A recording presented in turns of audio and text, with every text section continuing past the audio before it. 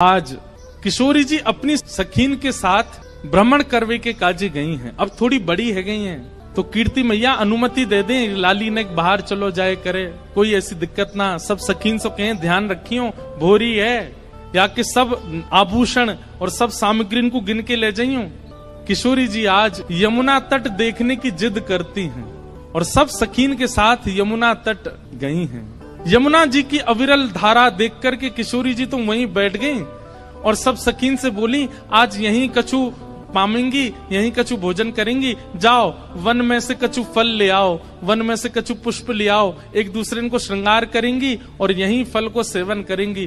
तो एक एक करके सब सखियां चली गई हैं और सब ढूंढ रही हैं, कहीं से फल तोड़ के, कहीं से पुष्प आदि तोड़ करके चयन करके लाने के लिए सब सखियां चली गई हैं। इतने में ही यमुना जी के उस पार नंद भवन है और नंद भवन से श्री ठाकुर जी खेलने के लिए आ रहे हैं। यमुना तट पर ठाकुर जी पहुंच गए। जैसे यमुना जी के तट पर पहुंचे, यमुना जी के तट पर जाकर के सामने की ओर देखा, बड़े बड़े नेत्र और माथे पे सुंदर रोरी को बिंदा लगाए करके, नील वसन पहन करके छोटी सी किशोरी जी बैठी हैं। ठाकुर जी बहुत देर तक तो मानो जैसे छिप करके आड़ में थी देखने लगे। सूर श्याम देखत ही रीझे, ठाकुर जी देखते ही किशोरी जी के मुखमंडल में ऐसे आसक्त हुए कि सब भूल गए। चक डोरी हाथ में लिए खड़े भये, गिर गई नीचे। और जो भी ठाकुर जी बड़े अदा में निकले ना, बड़े सज धज के निकले, बहुत स्वरूप साज सज्जा सब धारण करके निकले, बड़े कॉन्शियस रहे अपने स्वरूप के प्रति। लेकिन किशोरी जी को देख करके सब भूल भाल गए। ठाकुर जी किशोरी जी को देखा और देखते ही ठाकुर जी सोचने लगे, बोले अरे भैया मैं जाए के पूछूं तो सही जी कौन है,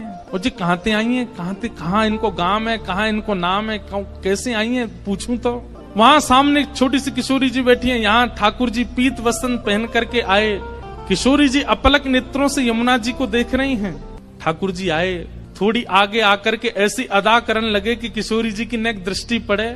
कछु गान लगे, कछु करन लगे, कछु ऐसे इशारे करने लगे कि किशोरी जी की नेक दृष्टि पड़े लाला पे। इतने में ठाकुर जी के स्वर सुनकर के किशोरी जी ने नेत्र उठाए करके देखो, और जैसे ही किशोरी जी की दृष्टि पड़ी ठाकुर जी पर, ठाकुर जी पूछ रहे हैं, अरे गोरी तुम कौन हो, आप कहाँ रहती हो, आपके पिताजी कौन है, और मैंने पहले तो आपको कभी देखो नहीं यहाँ पे, इतने बरस मोह यहाँ रहते भय गए। तो किशोरी जी बोली, हाँ देखे में लग रहे हो कि 50 साल के तो होंगे तुम। नेक्स्ट से हैं, और नेक्स्ट से किशोरी जी तो पूछ रहे हैं कि मैं इतने सालन ते आ रहा हूँ, मैंने तो आपको देखो नहीं, आपको घर कहाँ है और आपके पिताजी कौन है। किशोरी जी बोली, अरे हम वृषभानु जी की लाली हैं और बरसानो हमारो घर है, वहीं रंग महल में हम रहमे, और यहाँ हमारो खेलवे को कोई प्रयोजन नहीं है, हमारो भवन इतना बड़ा हम वहीं खेलती रहे।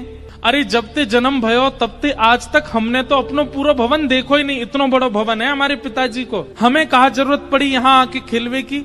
ठाकुर जी बोले, तो फिर अपने भवन में ही खेल लो, काय को आई हो यहाँ पे, यहाँ काय को डोल रही हो, ऐसी छोटी सी हो, कोई हरण करके ले जाएगा तुम्हारो। किशोरी जी बोली, वो तो आज सखीन को मन हो कि यमुना तट पे चलें, या हमारे हम उनके संग आए गई हैं, बाकी तो या स्थान में हमारे बरसाने में मना करी गई है कि जमुना तट और जमुना के पल्ली पार जानो ही नहीं है। ठाकुर जी बोले, वो काहे को, बोले हमारे बरसाने में ऐसो कहवे कहा कि जमुना के तट पे और जमुना के पल्ली पार एक छोरा डोले, और वह छोरा को नाम तो मैं ना लूंगी, ऐसो सुनो वह को नाम गावे तो प्रकट है जाए।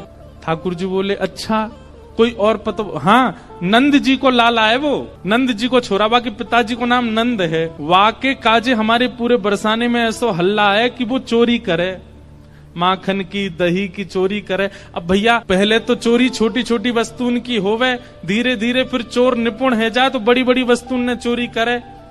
अब हमें तो ऐसा लगे नंद जी को छोरा दही और माखन की चोरी करे, कहीं हम यहाँ आ गए, हम तो बड़े घर की बेटी हैं, हमारे गले में ऐसे सुंदर सुंदर नवलखा के हार हैं, हमारे कानन में ऐसे महंगे महंगे कुंडल हैं, हमारे ऐसे ऐसे कड़ूला हैं, कहीं वाको मन आ गए और सब हरण करके ले गए तो या हमारे, हम तो यहाँ आमे ही ना है वाके डर के मारे। इतने में ही ठाकुर जी नीची नजर करके सुनने बोले, अच्छा।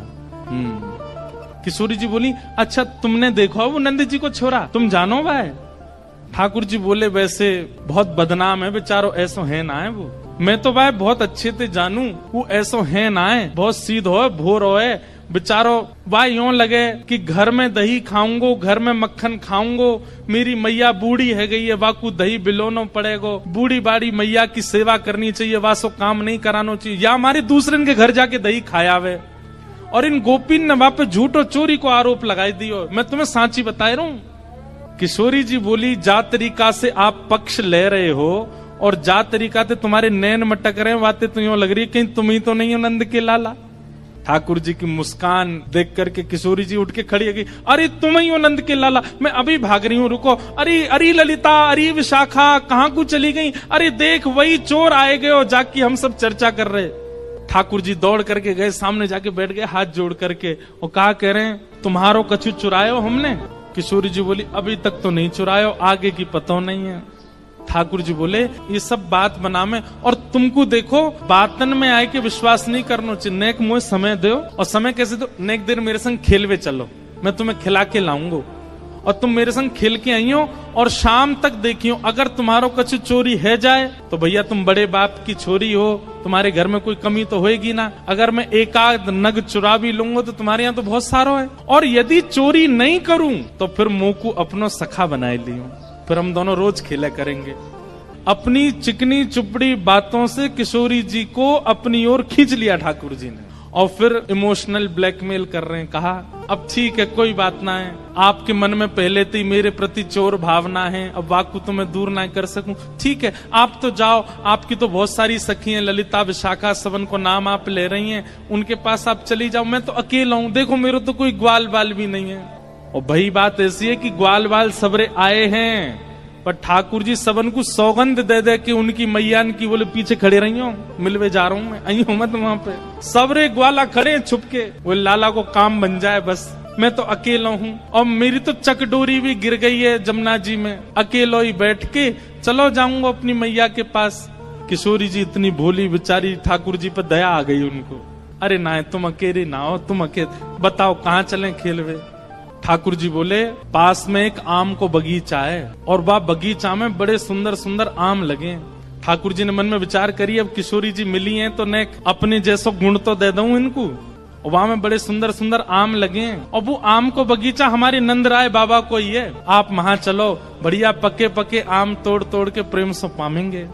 हाँ, किशोरी जी बोली, हाँ चलो आम पावे चलेंगे। अच्छा, इस बीच खूब बात भई है ठाकुर जी और किशोरी जी की, हाथ पकड़ के दोनों जा रहे हैं।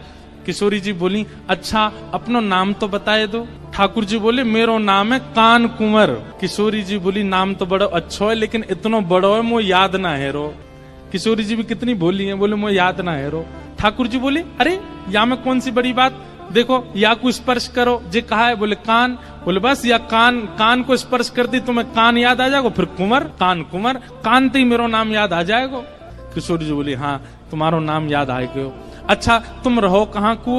ठाकुर जी ने अपना पूरा पता बता दियो, जमुना जी पार करोगे सीधे जाओगे, वहां पे गोकुल आ जाएगो, वहां सबसे बड़ी हवेली जो है वो हमारी है, हमऊ बड़े बाप के लाला हैं। तुम बहुत देर से बता रही बड़े तुम्हारो महल है, ऐसो आंगन है, ऐसो सब है, सब बात है रही है। और किशोरी जी को हाथ पकड़ करके ले गए बगीचा में, एक आम को वृक्ष। ठाकुर जी ऊपर चढ़वे में निपुण कम है, और होंगे भी तो किशोरी जी के सामने आज दिखा रहे हैं, मुंह पे चढ़वो ना आवे ऊपर। 2-3 बार चढ़े फिर फिसल गए। किशोरी जी बोली, अरे तुम पे तो चढ़वो ना आवे, देखो मैं चढ़ के बताऊं। किशोरी जी बोले, हाँ आप चढ़ जाओ। किशोरी जी ऊपर चढ़ गई। ठाकुर जी बोले, प्रथम मिलन हुआ है, पहले मिलन में अपनी छाप नहीं छोड़ी तो हम काय बात के कन्हैया, अब आ जाओ ऊपर। ठाकुर जी बोले, अरे श्यामाजू, अगर मैं ऊपर आ जाऊंगा और फिर आम तोड़ेंगे तो नीचे पकड़ेगा कौन, और हम आम तोड़ेंगे नीचे गिर के सब फट जाएंगे तो पामेंगे कैसे? किशोरी जी बोली, हाँ बात तो सही है, तो कहा करें? ठाकुर जी बोले, मैंने अपनी पीताम्बरी खोल ली, आप ऊपर ते आम घेरो। किशोरी जी बोली, हाँ ये अच्छा। नीचे ठाकुर जी खड़े हैं, किशोरी जी आम तोड़ रही हैं, खूब सारे आम तोड़ लिए, ये बारो निकारो वो बारो निकारो। ठाकुर जी नीचे तो ही बता रहे हैं, किशोरी जी ढूंढ ढूंढ के आम दे रही है नीचे। इतने में ललिता विशाखा ढूंढ रही हैं हमारी किशोरी जी कहाँ चली गई, और ढूंढते ढूंढते ढूंढते उनको दूर वृक्ष पर नील पोशाक धारण करी भाई किशोरी जी दिख गई कि ऊपर चढ़ी हुई है वहां पे। यहाँ ते ललिता विशाखा दौड़ी, ठाकुर जी को पता चल गई कि ललिता विशाखा आ रही ऊपर ते। किशोरी जी बोली, ये सब मेरी सखियां सबरी आ रही हैं, अभी इनको भी आम खमामेंगे। ठाकुर जी बोले, ये 8 और ये 9 और मैं 10वो, और आम उतर के आए 5, या को मतलब पहले तो यही पामेंगी और बाकी इनकी सबरी चतुर सखी ये सबरी पा जाएंगी, मुंह को कहा मिलेगो। सो ठाकुर जी ने कहा कियो, हे श्यामाजू जे आम ने गंदे से है गए, मैं इनको जमुना जी में धोके ला रहा हूँ भाई। किशोरी जी बोली हाँ हाँ चले जाओ। ठाकुर जी आम लेके गए और बगीचा संभालवे वारो जो माली हतो का हो वहां से जाके बोले, अरे तू पूरे दिन सो तो रे, बाबा ने यहाँ बगीचा में तू को रखवाली करवे को रखो है। अरे नाय लाला ऐसी बात ना, तेरी बाबा तो जाके शिकायत करूंगा। नाय कछु मत कहियो, देख 9 चोरनी आई है हमारे बगीचा में और सबरी आम चुरा चुरा के ले जा रही, मैं छीन के लाया हूं उनते। 8 तो नीचे उतरी आई, एक अबे ऊपर चढ़ी हुई है, जा देख ले उन्हें। इतने में ही महाराज बगीचा को मालिक आयो, आकर के जैसे ही माने जो दूर से चिल्लाना शुरू, अरे चोर आ गए चोर आ गए। इतने में ललता विशाखा आई, जल्दी से किशोरी जी को नहीं। किशोरी जी बोली अरे वो कान कुंवर आए रहे होगो, कान कुंवर आए रहे होगो।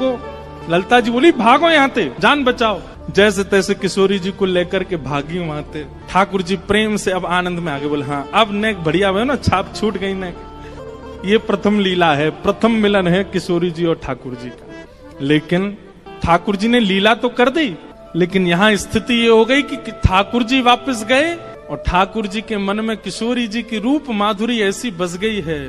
वो नेत्र, वो नासिका, वो मुखमंडल, वो कान, वो चाल, वो बोली, वो सब ठाकुर जी के मन में ऐसी घर करके बैठ गई है कि अब कोई और सुहा नहीं रहे है। छोटे से ठाकुर जी 5 वर्ष के लाला ऐसे गुमसुम चुपचाप बैठे हैं, चलते चलते हंस रहे हैं, बैठे बैठे मुस्कुरा रहे हैं। जैसे एक प्रेमी की स्थिति हो जाती है, नेक से ठाकुर जी की वैसी स्थिति है। और वही स्थिति हो गई है किशोरी जी की।